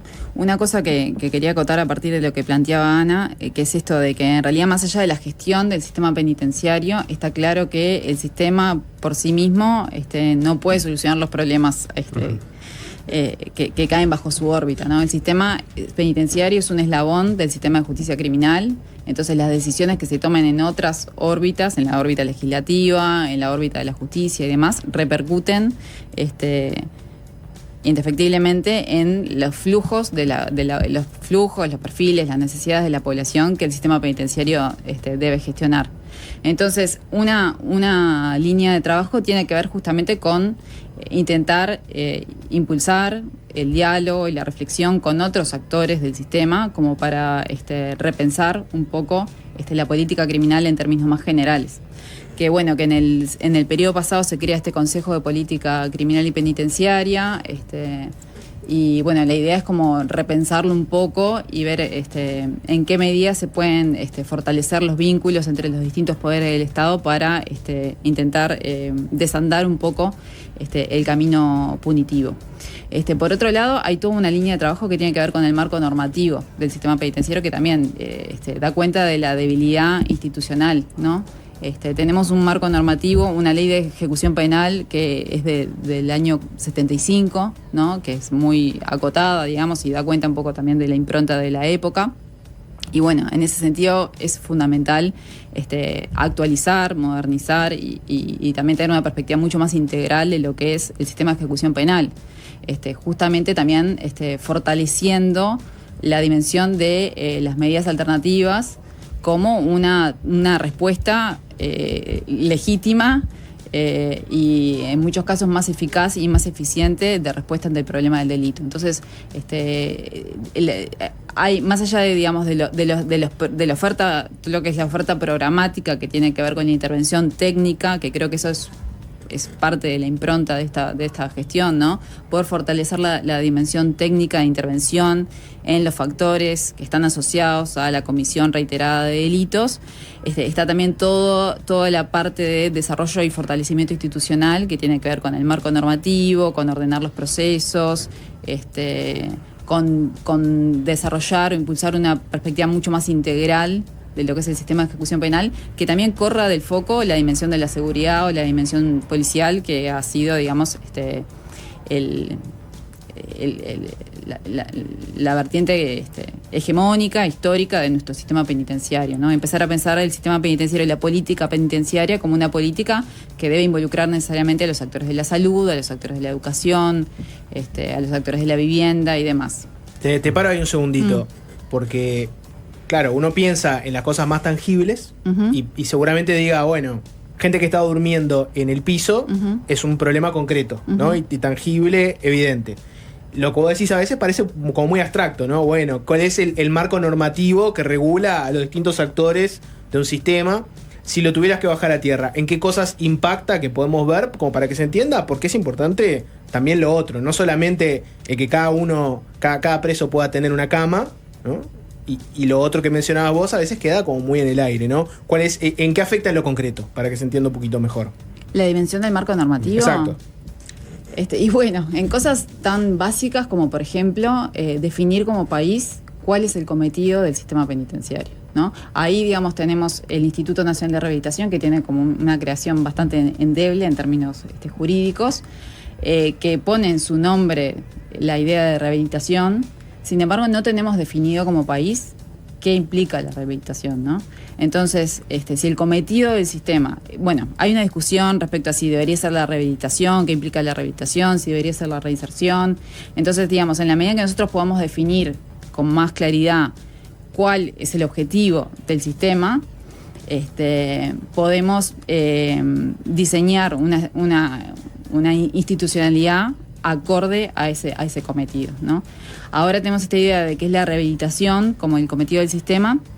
Sin embargo, por ejemplo, el presupuesto destinado al sistema penitenciario no solo es extremadamente insuficiente para las necesidades básicas, sino que no prevé una línea específica para la intervención técnica, ¿no? Entonces, digamos, el grueso del presupuesto se va en el funcionamiento cotidiano, en el mantenimiento de estas condiciones de vida que, como vos bien apuntás, no son dignas para muchísimas de las personas que están privadas de libertad. Pero después, por ejemplo, pensando en definiciones básicas en términos de estándares, decíamos, bueno, ¿cuáles son los niveles de hacinamiento? Medimos los niveles de hacinamiento en función de las plazas disponibles. Pero Uruguay no tiene, por ejemplo, una definición de qué implica una plaza penitenciaria, ¿no? Entonces, digamos, es eso, es una cama, es un colchón, es una cuatricheta, ahí hay 4 plazas. Entonces, digamos, también necesitamos como salir de las urgencias más cotidianas para poder definir, bueno, cuáles son los estándares mínimos y vamos a ver, digamos, en qué situación estamos cuando tengamos la capacidad justamente de poder definir de modo más operativo cuáles son los mínimos o los parámetros a los cuales deberíamos apuntar. Me imagino que esos parámetros en el mundo, en algunos países por lo pronto, deben existir. O sea, sí, está definido. Sí. Hay distintas definiciones, pero no es algo nuevo. Claro. O sea, hay mucha literatura a nivel internacional que indica distintas formas de medir, por ejemplo, la plaza penitenciaria u otras cuestiones básicas que nosotros no tenemos aún definidas. Y también, complementando, también tomar en cuenta que en los estándares internacionales y en los sistemas se considera además que la persona no solamente necesita una plaza para dormir, ¿verdad? Necesita, si estamos apostando a la reinserción, a la rehabilitación, necesitas tener espacios para talleres, aulas, necesitas tener comedores para que la persona no haga toda su vida en una celda de 2x4, duerma, vaya al baño sin puerta, ¿verdad? Coma, produzca el alimento ahí adentro, sino que además también pueda tener oportunidades de dignificar y de transitar otras oportunidades. Entonces, en ese sentido, Jorge también hacía una pregunta respecto de cómo impacta la normativa en las cuestiones concretas. Nosotros estamos trabajando de caras a la próxima ley de presupuesto. Bueno, justamente sofisticar la estructura presupuestal implica no solamente pensar en el déficit de las cuestiones en materia más clásicas del funcionamiento, que necesitamos fortalecerlas, el gasto en alimentación, el gasto en construcción, que siempre es proporcionalmente muy bajo, también el gasto en el funcionamiento, pero que ese funcionamiento no esté solamente digamos, como drenado por la necesidad constante de construir más rejas, poner más candados, ¿no? Y también reparar, es como una tarea titánica de que siempre corres de atrás porque está tan sobreusado el sistema que en realidad por más que inviertas nunca vas a tener las condiciones adecuadas porque no tiene la capacidad y porque tampoco tiene el modelo de gestión adecuado. Cuando nosotros tengamos una institucionalidad pensada con una meta inspiracional acorde que de alguna forma establezca los órganos, las funciones de cada órgano, cuáles son los procesos, quite discrecionalidad, de trazabilidad, transparencia, los procesos, vamos a poder enfocarnos en mejores modelos de gestión que van a impactar directamente en las condiciones de vida de las personas también. En esa discusión sobre presupuesto que están empezando o desarrollando, ¿ya han llegado a alguna conclusión de qué es lo que se precisa, cuánto se precisa, cómo se va a manejar? Mira, nosotros estamos tratando de hacer como una primera estimación. Sabemos que necesitamos más recursos presupuestales, pero sabemos también que necesitamos sofisticar la composición del presupuesto y que necesitamos también reasignar algunos recursos, ¿no? También en el medio de esto estamos transitando por el proyecto de que las cárceles salgan de la órbita del Ministerio del Interior y ese proceso también debe preverse, ¿verdad? Será una institucionalidad nueva. En ese sentido, seguramente habrá gastos asociados a ese desacople que va a tener. Esa salida ya está previsto que ocurra a partir de esta ley de presupuesto. Es uno de los compromisos de gobierno presentado en el primer compromiso en el primer Consejo de Ministros, ¿no? Si bien todavía entiendo, ¿no?, que no están las metas establecidas, pero es un compromiso que ya está en el marco público. Entonces necesitamos, como te decía, estimar, sabemos que necesitamos mucho más gasto para alimentación, porque sabemos que la alimentación es insuficiente y deficitaria nutricionalmente. El Instituto Nacional de Rehabilitación enfrenta muchos recursos de habeas corpus relacionados con la mala alimentación y con la deficiencia también de las condiciones y con los determinantes socioambientales de la salud que deterioran la salud de las personas. También muchos habeas corpus relacionados justamente por las malas condiciones de vida. Entonces necesitamos fortalecer alimentación por la parte del Instituto Nacional de Rehabilitación, infraestructura, pero también necesitamos sofisticar el presupuesto y que la ANEP piense en clave de educación en cárceles y fortalezca su presupuesto, que el Ministerio de Salud Pública, y concretamente ACE, fortalezca la salud en cárceles y pueda absorber los servicios de salud de todas las unidades y no solamente las del área metropolitana y Cerro Carancho. Necesitamos, en definitiva, que esta población, que también es parte, ¿verdad?, de quienes deben llegar las prestaciones del Estado, sea alcanzada por los servicios de muchas instituciones. Juanche, esto es una percepción, me corregirán obviamente, pero ¿cómo se compra la paz en las cárceles? Compra entre comillas. Me da la impresión de que, por ejemplo, en el periodo pasado no hubo casi motines, sí hubo mucha violencia. Y la otra pregunta es si ¿cuál es el estado de situación de los presos? ¿Se está dando un proceso de, digamos, incipiente sindicalización, como ha sucedido en Brasil, donde se organizan internamente? Desde ese punto de vista, ¿con qué modelo penitenciario se encuentra? La verdad es que la organización de las personas privadas de libertad es una cosa que no tiene formalización ninguna. Las unidades funcionan con un sistema de delegados que, según la unidad, tiene mecanismos más o menos transparentes de elección. Generalmente se realizan ahí por voto popular de las propias personas que habitan los distintos sectores y las distintas unidades. En algunas tienen más intervención en los asuntos cotidianos que les afectan, en otros son llamados para asuntos más formales. El país tiene una experiencia muy interesante que yo siempre digo que debería revisitarse, que son las mesas representativas de las personas privadas de libertad, que donde estas delegaturas no son de alguna forma representativas, porque son escogidas por procesos transparentes de elecciones, que además eran fiscalizadas por la Corte Electoral, ¿verdad? Pero el país tampoco tiene presupuesto para vehiculizarlo. Yo entiendo que la representación es un derecho fundamental, no solamente para intervenir o para asesorar en las decisiones que afectan a las personas, sino también para que la gestión sea más cercana justamente a las necesidades. En megaunidades como el complejo carcelario Santiago Vázquez, 5.500 personas, módulos de 1.200, 1.300 personas, ¿no?, con escasos funcionarios en el turno. ¿Qué capacidad se puede tener de relevar a conciencia lo que pasa en cada una de esas celdas donde habitan entre 8 y 12 personas, por ejemplo? ¿Cuántos casos problemáticos pueden pesquisarse cotidianamente por mejor esfuerzo que pongan los trabajadores que sostienen esa cotidianeidad? Entonces, al tiempo que necesitamos ampliar las plazas, necesitamos tener gestiones a escala humana. Esos mega establecimientos no son adecuados y no hay modelos de gestión que los pueda sobrevivir. Perdón, sobre los motines. Sí, y sobre los motines, perdón. Me interesaba porque en estas condiciones de hacinamiento en las que todavía viven... No ha habido hechos. No ha habido hechos. No ha habido hechos. ¿Y eso a qué se debe? Y bueno, se debe a diversas lecturas. Es cierto que las personas tienen sobre todo en las megaunidades, escasas posibilidades de estar interrelacionándose más allá de la celda, porque salen muy poco al patio, y yo en esto soy absolutamente transparente. No tiene el sistema en este momento la capacidad de garantizar el acceso a los patios como deberían suceder. ¿Cuánto tiempo accede más o menos? Y depende de la unidad. Vos tenés unidades donde las personas acceden 1 o 2 horas por día, tenés unidades donde acceden 1 hora por semana y tenés unidades donde acceden una vez cada 15 días con suerte. Esa es la verdad.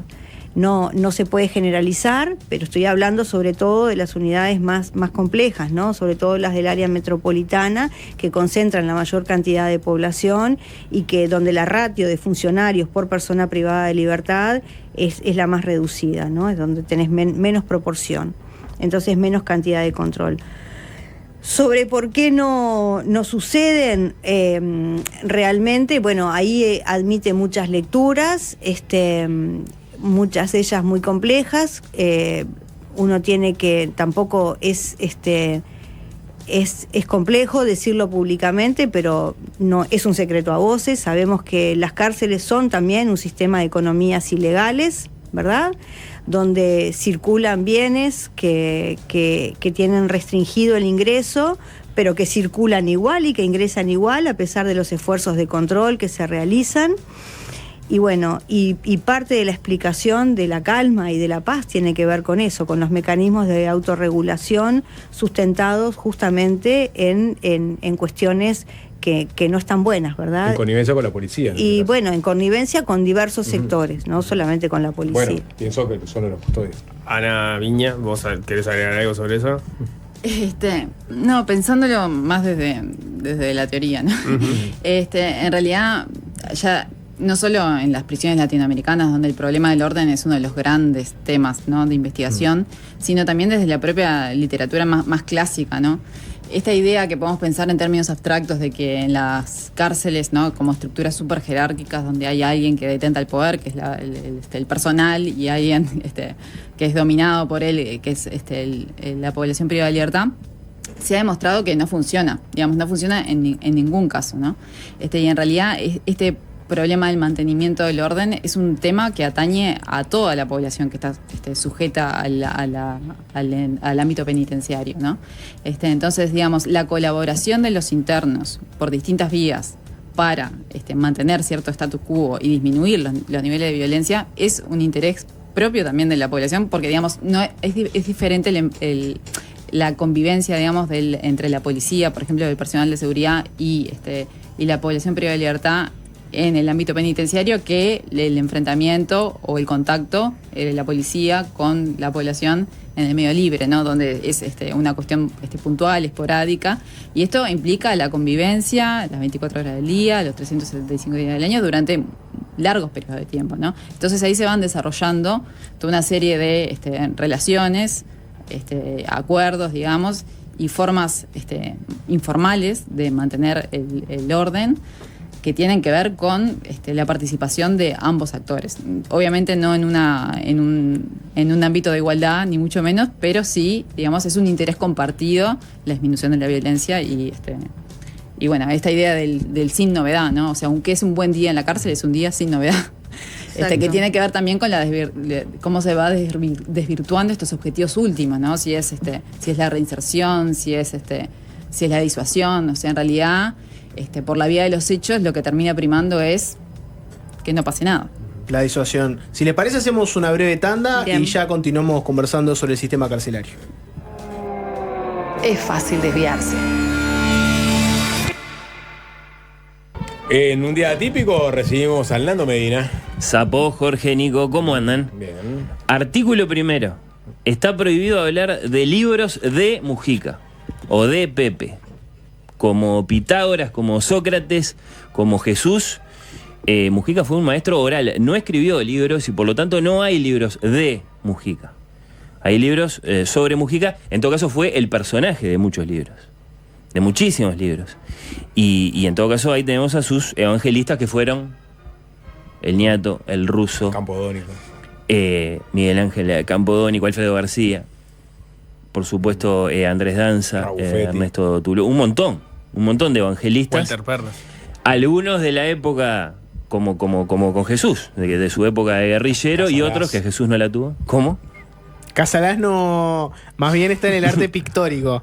Bueno. En el caso de Alfredo García, ¿lo ponemos como evangelista o es un apócrifo? Bueno, Hubo. habría que Aroxa sí, discutir esa ese canon, claro. Sí, sí. No se le animó ninguno, ¿no? Habría que ir a. Ese análisis puede ser interesante, Fernando. No de la escritura, sino sobre el arte en general. Bueno. Esa caricatura chistosa, picante, nadie se animó a largarla ahora. ¿No? Hubo una editorial fuertísima del diario El País, no así una caricatura, ¿no? Al Pepe. Claro. Bueno. Artículo segundo. Los libros que se venden no son los libros, digamos, sobre los muertos, sino que son los libros de los muertos. Es decir, si Mujica hubiera sido el autor de La ciudad y los perros, ahora mismo habría noticias calientes en las librerías. No sé si las nuevas ediciones y los de libros que ya conocemos o los nuevos libros que van a salir ahora van a ser, bueno, muy exitosos. ¿Esa Por es una eso- máxima? ¿Sucede así? Sí, sin duda. Mira. Sí. Apenas, por ejemplo, vimos alguna clase de tímido interés por las memorias de Bergoglio, de Francisco. Los muchísimos libros que salieron sobre él, recogiendo sus frases o contando su vida, esos libros pasan más o menos sin pena ni gloria por las librerías. En tanto que grandes apuestas, ¿no? Por supuesto que algo se llegan a vender, pero no es que, digamos, se muere una persona y automáticamente se vende cualquier libro. Se venden los libros de los que esa persona, digamos, ha sido su autor, si acaso hay esa conversación que es, por ejemplo, Vargas Llosa, su colegio militar, La ciudad y los perros. La gente se vuelca a buscar ese libro porque se murió Vargas Llosa y se está hablando de eso, sí, eso sucede. En cambio, libros sobre la persona que se murió no es tan común. Y tiene sentido, ¿no? Y tiene sentido porque hay, digamos, muchas otras formas de aproximarse. Entonces, en esta columna, primero algunos premios, algunos reconocimientos. Me va a ayudar Tanito desde YouTube. Si alguien quiere decir cuál es el mejor libro sobre Mujica, que lo diga. Yo no voy a ir por ahí. Me interesan el más vendido, el más raro. El Harry Pepper sería a la mayor logro de la imaginación en un libro sobre Mujica. Y la mejor tapa, después, de un libro sobre Pepe. No ustedes que son periodistas informados, pero alguien puede llegar a pensar que Pepe Coloquios a lo mejor es el libro más vendido sobre Mujica de todos los tiempos. Bueno, no. Está Pepe Coloquios por ahí, la tapa, empezamos a recorrer tapas. Sus 12.500 ejemplares, me dicen, de fin de siglo, a la fecha de Pepe Coloquios, a la espera de un Pepe Coloquios recargado, según ha contado Alfredo García, para los próximos días, para la semana que viene. Sí, Claro, se pero decís viene que es el revisión libro ampliada. más vendido de- No. Alguien puede llegar a pensar porque fue muy exitoso, Claro, pero- de un modo muy Sí. entreverado, casi inexplicable, lo decía García con ustedes, o sea, en principio está, digamos, como parte de un malentendido respecto de lo que se decía en el libro, de lo que estaba dicho en el libro. En Brasil se editó también, ¿no? Tuvo algún suceso fuera del Uruguay, sí, Simplemente pero Mujica se llama en Brasil. ¿En serio? Pepe Coloquios fue Creo. simplemente. Simplemente. bien, Simplemente buen dato, Mujica. Sapo. Tengo acá la tapa, si querés te le hago. Pensé que iba a ser Mujica Coloquios. No, simplemente Mujica. Asumo que es así. Dice, o retrato fiel de un hombre que está encantando un mundo. Mujica Es está editorial hablando. La Fonte. La Fonte. 2009, 2010, Por ahí, seguramente, sí. muy encima del original. Mujica. Claro, lejos de los 230.000 reportados por Penguin para Una oveja negra al poder de Andrés Danza y Ernesto Tulubovich. Esa tapa que vemos ahora en la emisión de YouTube es por ejemplo, ya es la tapa de la edición mexicana que se presentó en México con los autores, con el propio Pepe, con el sello de debate, y después arranca un recorrido. Es decir, no se limitó a tener lectores uruguayos este libro, sino que fue traducido, por ejemplo, al portugués. Y pasamos de tapa. Vuelve Manuel a la tapa, como había pasado acá en Montevideo, en Brasil. ¿Lo querés decir el título? A ver cómo suena, Sapo. Una ovela negra no poder. Ahí está. Muy bien. Parece como Mujica Malman, ¿no? Con esa camisa. Sí, Parece- es no, una me da onda, como bueno, un libro de recetas en de punta. Malman. Es la Sí, tapa punta. original, recordemos. Sí. Y me gusta el regreso de Manuel a la tapa porque cuando sale al mundo este libro, por ejemplo, ¿no? En el caso del italiano, Tanito, ya no está más. Una pecora la nera perra. al potere. Sí. Pepe Mujica, la política de la gente. De la No, H. una foto Andrés fea, Danza. ¿no? Sí, Y- una foto fea. Y esto Fea se foto. pone más y más lejano y más raro. Vamos a llegar al turco, por ejemplo. Ahí tenemos. Buah. No sé si alguien lo quiere leer, pero. Nico. Sarayasis Vazcan. Muy bien. Perfecto. Sí, sí. Una foto muy, muy de un turca, ¿no? O sea, parece un turco. Pues yo creo que esta persona, yo creo que la persona que aparece Tiene en esta un tapa bigotito es erdoganesco, ¿no? Es turco. Es Es el turco Mujica. Dame la foto turca de Pepe. Sí. La encontraron. Es un turco Mujica. Bueno, el más vendido es Una oveja negra al poder, seguro. ¿Cuál es el más raro o inesperado? Un candidato que me gusta es un libro que salió para Inglaterra. Danito, por favor. Warrior Philosopher President. José Pepe Mujica. Guerrero, filósofo, presidente. This Sancho Panza-like figure was not only one of the few presidents of developing countries not to have somehow got personally rich while in government, sino que además vivió modestamente como un granjero, aportando parte de su salario dice, his left-wing political organization, financiando housing projects. Bueno, esto lo dice Stephen Gregory, que por lo que entiendo es un anglo-australiano que ha vivido en algún momento acá en el Uruguay. Tiene algún libro sobre Benedetti muy interesante. ruedo uruguayo. Ken Parks de Bloomberg es Ken Parks. Pero es una onda pero símil. Es un Stephen símil Gregory. Ken Park. Sí, y a eso de Sancho quiero volver sobre el final de la columna. He was a Sancho Panza-like figure. ¿Qué pasa con José? Hay un libro en el que Pepe deja de ser Pepe y pasa a ser José. José speaks out. Buena. José Sí, speaks a out. former revolutionary, dice. Past president of Uruguay and climate activist. Este es el discurso de la ONU, muy famoso, muy difundido, que le gustó mucho a Ricky Martin en su momento, publicado para El Mundo, en inglés. Y en todo momento Mujica no dio aludido un mango así, todo como eso, ¿no? José. ¿Cómo? No digo un mango todo esto, pero la gente que le Bueno, no es el publicaba. autor de estos libros. Pero Bueno, te en el das caso de este Tenía habría que toperada la regalía. Alguien transcribió el Río Más 20, lo publicó, hizo guita. Voy al que yo voy a distinguir como el más raro o inesperado, Tanito, por favor, de todos los libros. Claro, sobre este Pepe. me acuerdo perfecto de este porque, Sí. primero, la tapa es una tapa que es muy linda. Básicamente Muy son linda. una caricatura de un señor viejo. Nakagawa la ilustró. Es un señor, un abuelito viejo, con un gallito agarrado, abrazado de una señora también veterana, Con unas verduras. con unas verduritas, Sí. en un paisaje agreste, lindo de campo. Con un Hay fusquita atrás. Hay un atrás, fusquita claro. atrás. Y es todo muy lindo. Me hace acordar, sino también al estilo de Cornelá. Ah, mira. ¿Lo ubican? Por cómo hace los dibujos de los ojos que son un puntito negro nomás. Me hace acordar un poquito Buen de eso. detalle. Jorge. ¿Este fue el que se editó en Japón? Este es uno de varios libros que se publicaron en Japón. Este con singular éxito. El discurso del presidente más pobre del mundo es lo que dice allí en japonés, con preciosa ilustración de portada. ¿Qué mundo de mierda donde el presidente más pobre del mundo vende, ¿no? Sí. Pero perdón. Te demuestra que lo que son los otros presidentes. No, ese es tristísimo. Si viene un alienígena, baja un alienígena que no sabe nada y le decís, este libro vende pila porque es de un presidente que es pobre. Y la alienígena preguntaría, ¿no hay presidentes pobres? ¿Todos los presidentes son ricos? Sería algo así, ¿no? Bueno, este es el más pobre. Hay muchos del países pobres, pero ninguno de sus presidentes lo es. mundo. Logro de la. Perdón, Sí, porque Sapo. no sé si lo tomaste en cuenta. Yo lo subí a mis redes, lo pasé en el 5. El libro de Mujica para niños de Corea. Bueno, no, esto es mucho más grande. Yo, sí, a ver, Es un libro, es la adaptación de la biografía de Campodónico de Mujica para niños coreanos. Según lo que me decía Alicia Guglielmo, en Corea la literatura infantil de no ficción es más vendida que la de ficción. interesante. Y se adaptó. Dame personajes le pasé reales, a Tanito ahí la dicen los tapa. chiquitos. Porque la licencia, digamos, de vestuario que se tomó el ilustrador de este libro, es todo un capítulo aparte, ¿no? Bueno. Lo pone como una aymara.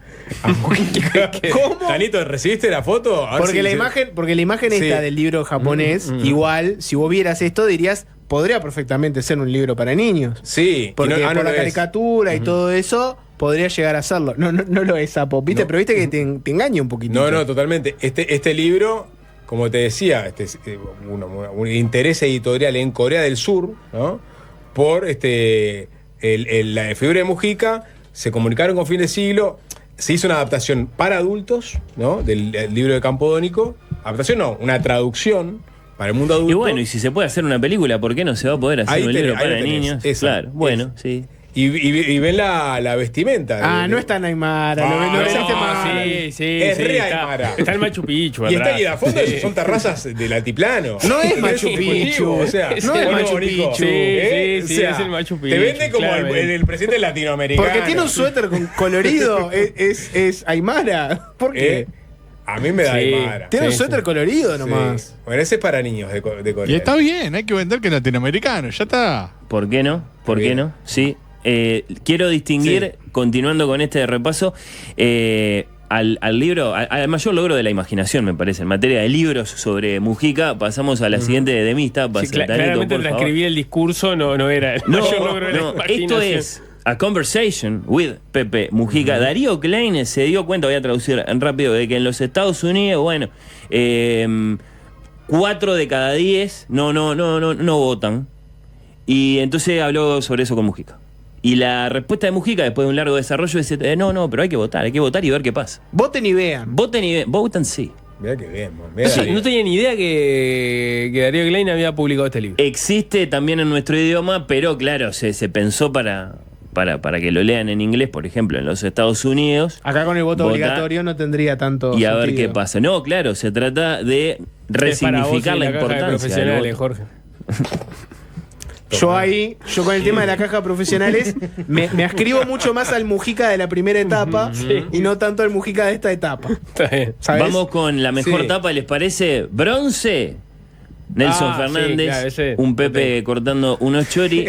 ¿Quién es quién? Otra foto muy border. Ese es el Quincho Varela. En el gobierno. Una foto en el Quincho Varela. Muy buena tapa. Describí la foto, Sapo. Es una foto muy buena. Digamos, en la mesada de una parrilla, el Quincho Varela, con una mega tabla, picando una carne en los chori. O sea, básicamente, le hizo a ver la foto del asador, y entonces Mujica para mí está bien. Pincha y corta y sonríe a la cámara. Pero es un lugar en el que él se reúne con mucha gente. ¿Quién es quién? Claro. Tiene sentido. Iban a estar todos ahí a su alrededor. Estaba muy bien, porque tenía una descripción y la historia de cada uno de los integrantes de su gobierno, lo cual era muy útil. Sí. Bronce para Nelson Fernández. ¿Quién es quién en el gobierno de Mujica? Plata para Quinto Lucas, que me parece que fue muy honesto al elegir la foto que uno hubiera publicado a lo mejor en estos días, ¿no? Para decir, claro, aquella vez que yo estuve con Pepe. Quinto Lucas llegó a ser parte del gobierno de Mujica, ¿no? El camino de José Mujica a la presidencia. Esta imagen. Hubo un momento que hablábamos bastante de Quinto Lucas, pero no recuerdo. Esta imagen de Quinto Lucas es la imagen, como dice Fernando, que podrías poner hoy en tus redes sociales diciendo: Pepe, cuando te conocí, y ahí arranca la anécdota. Él la puso en la tapa de su libro cuando Pepe era presidente. Y oro, me parece que indiscutido, no sé qué van a decir ustedes. Fue embajador itinerante de Uruguay para UNASUR, CELAC, ALBA y la integración. Quinto Lucas. ¡Ay! Medalla de oro. Mejor tapa de un libro sobre Mujica. Claro, ¿cómo olvidarme de este libro? De inspiración matrixera, sí. Lejos, la tapa más aberrante de Mujica que van a poder ver en sus vidas es, de fondo, está el código de la Matrix, ¿no? ¿Se acuerdan las letritas verdes del código de la Matrix? Se llama Mujica Recargado. La fuente de Mujica Recargado es la fuente de la Matrix. Y después está Mujica de lentes negros. Hubo una época que empezó a usar lentes negros y le quedaban espectaculares. No, la foto no está hecha. Es una foto, por supuesto, auténtica. Este no es un presidente. Este es una persona enviada del futuro. No, que se dedica. ¿Es eso? ¿Es un profeta del futuro? ¿O es un ex representante de jugadores con muchas cosas para contarte que te van a complicar la vida? Frases de Mujica eran en este libro, básicamente. Claro, este libro lo que presentaba eran, frases memorables hasta ese momento, ¿no? Cuando Pepe recién había asumido como presidente de la nación. Parecía un Noyanabo. Faltaba mucho recorrido todavía. Bueno, en los instantes finales de esta columna yo tenía dos tesis de Pepe para presentar, a ver si lo logro hacer en pocas frases, basadas en lecturas de Mujica, lo cual me parece muy interesante porque desde luego que no hablamos de un presidente doctoral, un Sanguinetti, con su columna en El País, con sus lecturas formales de filosofía. Bueno, claro, además de todo lo que Sanguinetti ha dejado como autor, que también hace a lo que deja, a nivel, por ejemplo, de tesis, sino que Mujica fue un lector muy, muy informal, pero muy inquieto, que se movió de esa literatura que conoció con un Bergamino, con un Paco Espínola como oyente en la Facultad de Humanidades, a eso que lo dejaron leer en la cárcel y que era más bien ciencia y que le interesó de todo modo para aprender, no sé, sobre suelos y pastos. Y que sin embargo, bueno, llega a nosotros con muchas pasiones que son, digamos, Don Quijote de la Mancha, ¿no? Entonces, una tesis de Pepe tiene que ver con Don Quijote. Lo primero que hice fue preguntarle a un compañero suyo y además a un estudioso de la novela de Cervantes como Marcelo Estefanel por la relación de Pepe con Don Quijote. Se sabe que Pepe era un lector empedernido, ¿no? Siempre estaba leyendo. Y además con inclinación a cualquier tema. Y El Quijote era uno de sus libros de cabecera. Muchas veces intercambiamos nuestro amor por esa novela. Y el pasaje preferido que 2x3 traía a cuento era el famoso discurso que le da Don Quijote a los cabreros cuando lo invitan a cenar y a compartir la cena. Cuando concluye, evoca esa edad dorada, ¿no? Donde está, por supuesto, es remota, está allá en el pasado y no la de hierro que él vive, donde no existía, dice, el término de las palabras tuyo y mío. O sea, no existía la propiedad privada. La relación del viejo Pepe con el Quijote fue íntima, fue natural, porque el Pepe era un Quijote, a tal punto que cuando lo conocí y luego compartimos aventuras allá en los montes, en invierno del 72, por momentos sentí que yo era su escudero y él era el caballero. Un saludo a Marcelo Estefanel, Sí, claro. que me habló sobre Mujica y sobre el Quijote. Y la tesis de Mujica es: el pueblo es Sancho y quiere gobernantes que sean como Sancho. Se lo dijo a María Esther Gilio en una de las entrevistas que después recogió Gilio en De Tupamaro a Presidente, otro libro que en su momento se vendió muchísimo en Uruguay y en un montón de países. La pregunta de Gilio era muy interesante. Vamos a pensar en esa que estamos en 2005. Vamos a pensar en esa izquierda a la que se aspira para esta primera etapa. ¿Cuáles serían las cosas inmediatas a realizar? Las imprescindibles: comida, techo, salud. Y Mujica le sale con Don Quijote, enseguida. Sancho al final de la historia es Quijote, pero solo al final. Después hay un desarrollo en el que concluye eso, que la gente quiere un gobernante como Sancho, en alusión, claro, a un famoso pasaje del Quijote en el que a Sancho le toca gobernar una isla. Y Quijote, o sea, su señor le da muchos consejos y él acepta y en principio quiere gobernar, pero se desencanta y deja ese gobierno después de haber sido un gobernante evidentemente muy justo, para sorpresa de aquellos lectores a comienzos del siglo XVII que veían en Sancho un personaje cómico, pequeño, y que sin embargo les prueba ser ese hombre común que entiende al hombre común. Y Mujica recogía eso de manera muy, me parece muy, muy interesante. La otra, que era muchísimo más problemática y solo la vamos a poder mencionar en la despedida, capaz que se acuerdan, ¿no? El mundo moderno es mucho más reaccionario que el antiguo. Se lo dijo Alfredo García. Espero que esa entrevista esté, porque es posterior a Pepe Coloquios en la nueva edición del libro. Y el ejemplo que pone Mujica, y de manera muy, muy genial, es, basta leer con un poco de atención la Ilíada para darse cuenta de que Aquiles y Patroclo marchaban, y él lo dice así. La tesis de la homosexualidad, sí, claro, de Aquiles. Las carpas. Pepe dice, basta leer con un poco de atención la Ilíada para darse cuenta. Uh-huh. Y es genial porque esto ha sido motivo de controversia a lo largo de casi 30 siglos, y si uno va a leer la Ilíada, lo único que encuentra, más allá de encontrar a dos compañeros de armas, como Patroclo y Aquiles, es que Aquiles se pone muy mal, siente muchísimo dolor cuando muere Patroclo. A partir de ahí, la lectura de que a lo mejor ellos tenían una relación de maestro y discípulo, de hombre veterano y de hombre joven, que es al revés de como pensamos, ¿no? El veterano es Patroclo. Y que eso en aquella Grecia arcaica significaba que después de una clase de instrucción de espadeo podían pasar a los besos. ¿Por qué no? Y era muy natural. Eso está, por ejemplo, en Platón, en el banquete, cuando Fedro defiende ese amor legitimado por los dioses entre Patroclo y Aquiles. Pero Mujica, que era un maestro oral, lo tenía clarísimo solo leyendo la Ilíada. Marchaban, decía. Marchaban, sí. Sí. Y significaba que a él no le tenían que venir a hablar de homosexualidad ahora, porque el mundo es viejo y ya conoce esas cosas desde hace mucho tiempo. También citaba a Julio César, Alejandro el Grande, los ponía en ese paquete de personas que marchaban al decir del expresidente, es decir, sí, digamos, eran gay. ¿no? Sí, Esa sí, es la forma de- marchaban, está muy- significa... La forma reaccionaria que tenía Mujica. de decir Todos muy cuestionables, todos. Pero ¿no? Mujica usaba Alejandro, esos ejemplos. Alejandro Magno probablemente no. Julio César, bueno, hay que ver, hay que ir al bar. Hay que ir al bar, hay que ir al bar. Como diciendo, justificando de que o sea, no sigamos torturando a tanta gente cuando la homosexualidad es Sí. más vieja que la Y por eso aprobó el matrimonio igualitario, porque leyó la Ilíada. Esa es la progresión, ¿no? Lo interesante es que de ningún modo está claro que la pederastia fuera común en la época de Homero. Para Pepe sí, porque bueno, él tenía sus lecturas, sus valoraciones, además él pasaba por la antropología antes de llegar a la literatura griega antigua, entonces bueno, tenía esa noción de disco duro de la humanidad, no sé qué. Pero sin duda lo planteaba de un modo muy provocador. Porque amerita un viaje que llega hasta novelas que hay ahora que son como Heartstopper, pero con Aquiles y Ulises y Patroclo como protagonistas, en las que son amantes, o sea, es parte de la cultura, pero que en las fuentes solo sirve para discutir y para conocer más sobre aquella civilización. Marchaba. Sí, Pepe lo resumía así. Bien, Fernando, me quedo con las ganas de ver la foto del Fusca adentro de la presentación del libro de Aroxa, por ejemplo. Metieron, lo incrustaron adentro del Sinergia.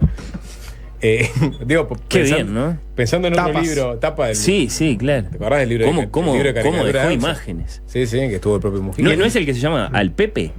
Sí, dibujos al Pepe. Ahí está, sí, exactamente. Sí, y para el futuro libro que va a escribir el Sapo sobre Mujica. ¿Qué libro sobre Mujica falta? El que haya escrito él, el que hubiera escrito él. Que alguien encuentre algo Ahí escrito está por la él. foto, mira. Precioso. El día que presentó a Aroxa con Mujica. Con el libro apoyado en el guardador. Sí. Sapo Sass, se viene el libro Pepe por Pepe. Las palabras de Mujica. Está escrito. ¿Lo puedes escribir vos ahora, Sapo? Con ese no le va a ir muy bien. Me parece que la gallina de los huevos de oro sería, ya digo, algo escrito por Pepe en la cárcel. La leyenda negra de Mujica. Después de décadas y décadas de pensarlo como un maestro oral que se negó a escribir, bueno, que de pronto apareciera hay otro periodista que está trabajando alguna en la paginita, leyenda negra. se rasca la No se boca. pasen de Dios. Lo pasamos de hora, claramente. Marchó fácil desviarse. Gracias, Nando. Chao. Chao. Fácil desviarse.